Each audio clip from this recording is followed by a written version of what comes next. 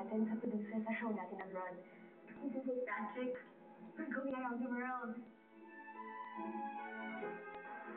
Gusto ko sana magpa-DNA test tayong dalawa.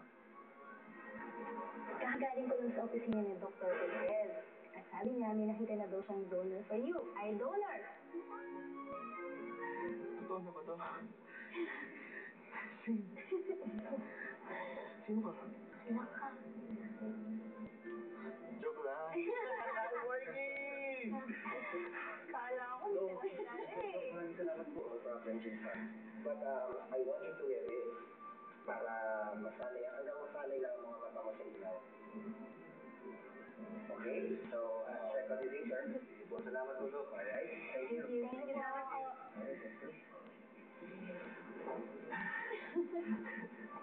Shane? Sandali lang ha. Pasensya ka na ha, kung naging masungit ako sa'yo dati. Siguro dala na lang din ng pagod, saka stress dahil sa accident ni Jason. Ate, okay lang yun. Alam mo, naiintindihan ko rin yung sitwasyon niyo. Napaka-swerte ni Jason dahil nagkaroon siya ng ate na katulad mo. Naku, swerte rin ang kapatid ko dahil meron siyang kaibigan na katulad mo. Salamat dahil naging pasensyosa ka at nandyan ka sa tabi niya parati. Ano? Nag-usap na ba kayo ni Shane? Hindi. Wala siya. Kasama ni Jason. Alam mo, Donnie, dapat ko na natanggapin. Wala na kaming pag-asa ni Shane.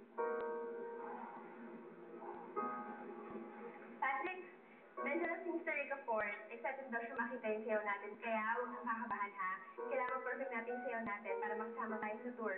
Sige na. Sige, tara. Ibigyan mo. Tara. Okay.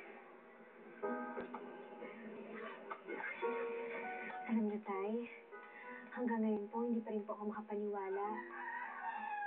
Para po kasing ang bilis ng mga pangyayari eh. Akala ko noon, habang buhay na mabubulag si Jason. Pero sa awa ho ng Diyos, nakahanap po sila ng eye donor. Ay, Tay, naku, kung nakita niyo lang kayo na kung gaano kasaya si Jason. Kaya kayo, Tay, naku, dapat kumain kayo ng marami para bumalik na yung dati ng sigla. Kung si Jason na, gumaling siya, bumalik yung paningin niya. Eh, siyempre, kayo rin, Tay, gagaling din ho kayo. Oh, Tay, kain na ho kayo. Para mas maging malakas kayo. Saka, magawa niyo na ho yung mga dati mong ginagawa. Diba, Tay? O, ito po, oh. Sige na, Tay. Tatay naman eh. Para mawala na yung sakit na yan. Para mas lumakas kayo. Sige na, Tay. Ito na, oh. Tatay naman eh.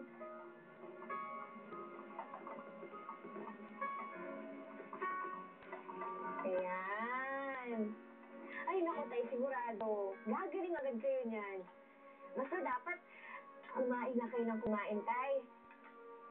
Magpahinga lang kayo. Naku, huwag niyo na ako isipin mga problema, Tay. At saka, andito lang po ako lagi para alagaan mo kayo. O, Tay, ito po. Tatay, isa pa. Yan.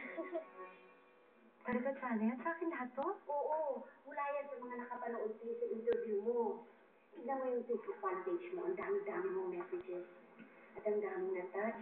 Mula nilang nalaman namin ito sa scholarship program mo. Oo nga, Janet. Hindi ko makapaniwala. Sobra-sobra naman yata ito na sa gusto ko. Parang hindi naman yata ako karapat-dapat sa atensyon na binibigay sa akin ng mga tao ngayon. Anong hindi? Lisa, mabuti kang tao. Deserve mo lahat na ng magagandang nangyayari sa'yo ngayon. Hindi ba itong gusto mo? Maibalik ang ningning mo? Eh, ito na. Sasayangin mo pa ba ang pagkakataon na binibigay sa'yo? Teka, ano nga palang balak mo sa offer ng network na bumalik ka sa time of my life? Hindi ko alam, Janet. Pagkatapos nung nangyari sa akin at sa network, parang ayoko nang bumalik sa pag-host ng Time of My Life. Sayang naman ang offer nila. At ano naman, Janet, kapag Meron lumabas na issue tungkol sa akin, tatanggalin na naman nila ulit ako sa show. Tsaka sa totoo lang, parang napapagod na rin ako sa buhay artista. Parang mas gusto ko rin ganitong buhay, tahimik. Alam nandun sila. Bye-bye. Okay, Susan. May bisita po kayo. Sige, papasukin mo.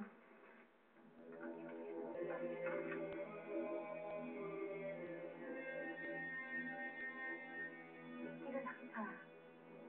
Ikaw yung babaeng sumugod sa akin sa restaurant. Oo, tama. Ikaw yung nagsasabing inagaw mo ang asawa mo. Ano ginagawa mo dito sa bahay ko? Marin, paalas mo yung tayo. Sandali lang, dito. Pakundali lang mo na ang paliwanag ko. Ano paliwanag? Ano mo bang sinasama ang karir ko? Ginulong mo pati pamilya ko dahil sa kasinungalingan mo. Napag-utusan lang ako ni Martha.